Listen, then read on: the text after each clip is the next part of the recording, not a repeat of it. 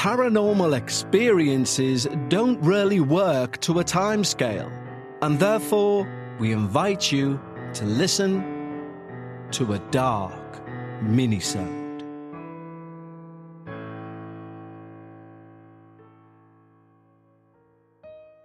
Hello everyone, and welcome back for another installment of a Dark Minisode for Season 20 of the Dark Paranormal. It's genuinely mind-bending to think that next week's Dark Minisode will be our penultimate minisode of Season 20.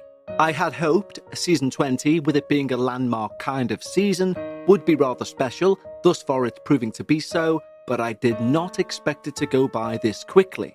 In fact, the speed that this season has flew by has made me make one decision, and that is we're going to keep the free trial week of Patreon going until the season finale, which will be Friday the 18th of July. So you have just over 2.5 weeks to claim your free trial of Patreon. And of course, if you wish to wait until the season finale so that you've got an extra week, so to say, of the Dark Paranormal, then feel free. But at midnight on the Friday, the 18th of July, the offer will close. And genuinely, in regards to Patreon, the offer may not come back again until maybe season 30. So if you've been debating it, now's the time to go over to patreon.com/The Dark Paranormal. But right now we have the not-so-small duty of dealing with today's minisode. Now, I'm not one who's big on small coincidences. Small coincidences happen all the time. Those coincidences which seem to defy any sort of logic or appear at the right time, or synchronicities if you will, I am a strong believer in those. Or as one person once called them, and I like this term very much, a God wink. A sign literally from the gods. Now, in all honesty, with Season 20 thus far being, in my opinion, one of our best yet in terms of the stories and experiences that we've told, I really wanted a very good one for this Dark Minisode. And I was struggling to find one of the right length or one of the right caliber for this season. And then one arrived in my inbox as I was searching for the episode. And this Dark Minisode is different for many reasons, but specifically one, and one that you will have heard me reference before. I often talk about validators. Things which wouldn't be included if somebody had made up a story. So it's very rare, in fact it's the first time it's taken place, that within this particular Dark Minisode, it's not necessarily what took place or how it's described that for me is the validator. It's the entire tone of the email. It's the entire emotion of the email. It's the honesty of the email also, and hopefully you will see what I mean when I try to do it justice in a second. So today's Dark Minisode comes into us from Everin, and Everin writes, "Hi Kevin, I've long hesitated to write in, not for lack of material, but because, frankly, I have too much. And even to me, some of it sounds unbelievable. If my life were written out as a novel, I imagine most readers would scoff and say, well, that's a bit much. And yet, here I am. I do recall you once saying that stories which are too polished can feel less believable. I did consider rewriting this in a more casual tone, but here's the truth. I'm an author, and a former English professor. And trying not to sound like myself felt disingenuous. And while I know this is a long introduction, I promise it's not just indulgent context. There is a story at the end, one I've never forgotten. But before I can tell it, I need to explain what it's like living with this strangeness. Because I'm not just writing to share an experience, I'm writing to ask, has anyone else out there seen the spirit world the way I do? Fragmented, incomplete, like snippets from a signal I was never meant to receive. I suppose what I want, more than answers, is connection. to know if anyone else lives with this feeling, this constant static, these flickers of things that never stay long enough to understand. So, where to begin? Well, I see spirits. I don't hear them, not usually, and I wouldn't describe myself as a medium. I've never held a séance or passed along any cryptic messages from the beyond. I don't channel, or enter trances, or anything dramatic. I just see them. I always have. They appear the way other people might notice cracks in the pavement or birds on a wire. Simply there, existing. Often doing nothing at all, just being. They turn up in all sorts of places, doorways, streets, windows. Sometimes they wonder, sometimes they watch, but most of the time they ignore me completely. First, I want to explain what it feels like to live with this. Not just what I've seen, but how it works. Because seeing spirits is not like the movies. There is no tidy beginning, no escalation, no dramatic reveal, nor resolution. No closure, no satisfying answers. It's more like sitting in front of a television, only you don't have the remote. Someone else is flipping through the channels, fast, without logic. You get a few seconds of one thing, a flicker of movement, a glimpse of a face, a sudden heaviness in your chest, and then it's gone.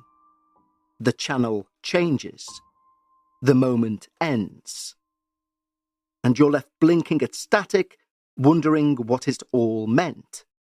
But there's no context, just fragments and more questions. That's what it's like, and that's why I'm writing in. Not because I'm certain of what I saw, but because I've seen so much, and still feel alone with it. There's one more thing I should mention. I have aphantasia, the inability to picture images in the mind.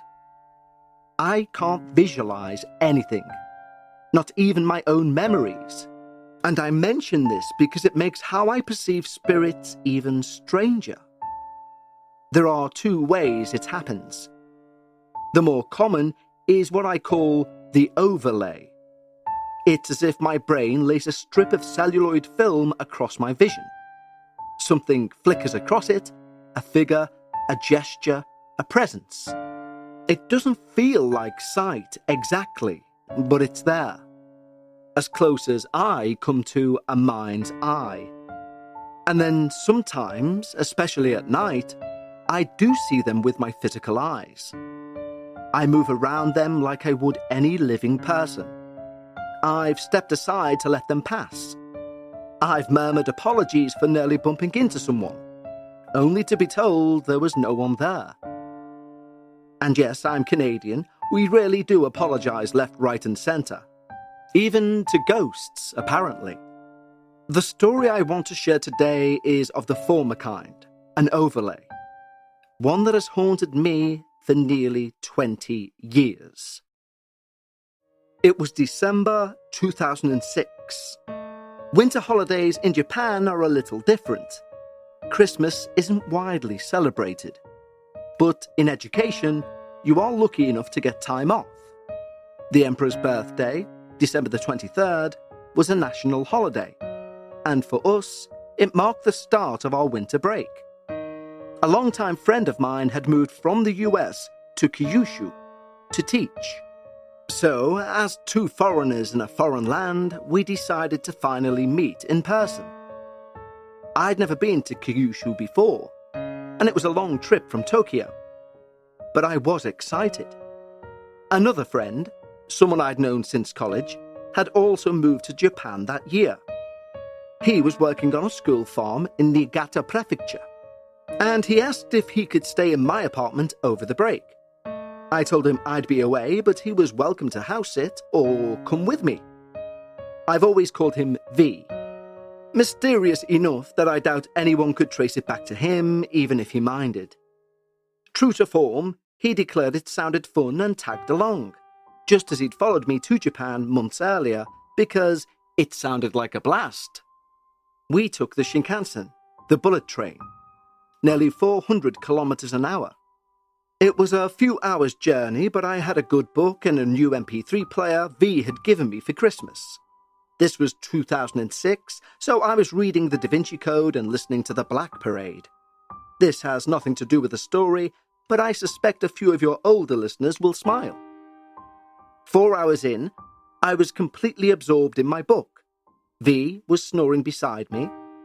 Then I felt it.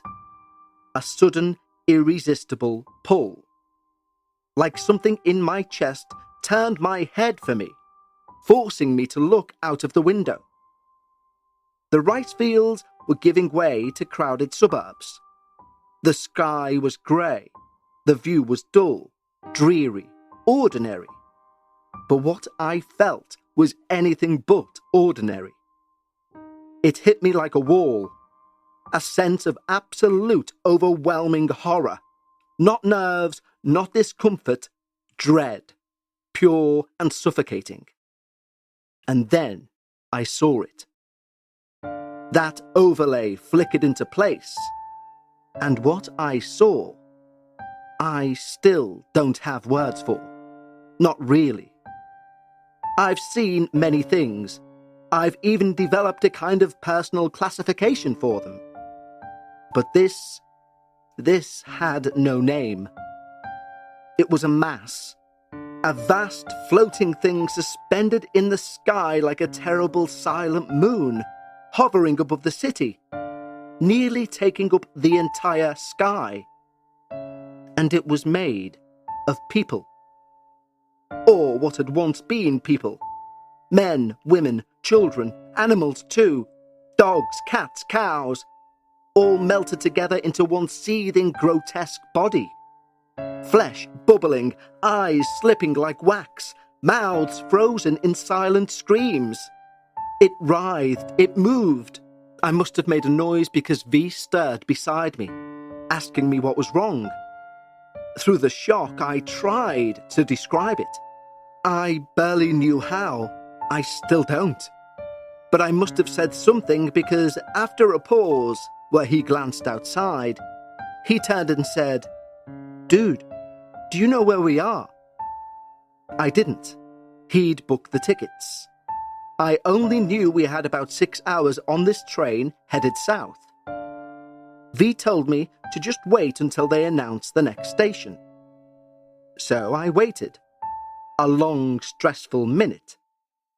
V, my friend, could you be any more dramatic? But gods, I love you, man. And then the voice came over the speaker. Next station, Hiroshima. Again, the next station will be Hiroshima. Doors will open on the right. Please ensure you have all your belongings before exiting the train. To this day, it remains the most vivid and the most horrifying experience of my life. We all know the history. Little boy, fat man. We've seen the documentaries, read the textbooks, but that day I felt it. The terror, the grief, the weight of 100,000 silent screams still suspended in the air. Even now, I know my words don't do it justice. I've spent 20 years trying to understand what I saw. I've never seen anything like it before, and I hope I never will again. But I can't help wondering, was it just me? So I'll end with this. If anyone listening has ever seen something like it, a mass, a presence, a floating monument of agony that defies logic, please somehow let me know. Because I still have so many questions, and I am so tired of carrying them alone. Thank you, Kevin, for making a space where those of us who've seen too much and understand too little can finally speak. Even if there are no answers, it means more than I can say just to be heard. Everin. Wow. Evelyn, I don't think we've ever, in fact, I can genuinely say we've never covered an experience like that in the entire history of the show. And to try and help you with your questions, really, if anyone has experienced anything similar to what Evelyn has asked, do email me, contact@thedarkparanormal.com, and I'll ensure Evelyn receives your response. The synchronicity of me requiring a very good episode and it landing in my lap is not the only thing this is synchronicitous of. Just this week, I was looking deeply into Hiroshima and Nagasaki, and I didn't realise, because although I like some history, I'm not much of a war history person, that the Nazis had already surrendered when the atomic bombs were dropped. But in the UK at least, we're still often told we, or the Allies, dropped the atomic bomb before Hitler had a chance to do so. But the Nazis had surrendered, and the 2 bombs dropped in Japan were to stop the war in the Pacific. And although Germany did make advances and advancements in the creation of atomic weaponry, Japan were very much far behind in that regard. So in regards to dropping it on Japan before they got to the atomic bomb, they were a good few years, maybe decades away from attaining it. So any argument of dropping it before Japan had one goes out the window, which therefore leaves the absolutely awful human question of is it right to decimate 2 entire cities worth of people, civilians, to stop a war with a country whose one attack on Allied soil was against the Pearl Harbor military base? That's a question I may put out there, but will make no attempt to answer. I will say, any weapons used that can literally scorch your shadow into concrete probably don't need using. Especially on people going to work, school, and their everyday lives. But history is history, no matter how gruesome and horrific and right or wrong. So again, I'll say, for everyone's sake, if you do have any sort of correlation with what they've experienced, please do email us at contact@thedarkparanormal.com, and I'll make sure everyone receives your response. And until next time, stay safe and take care.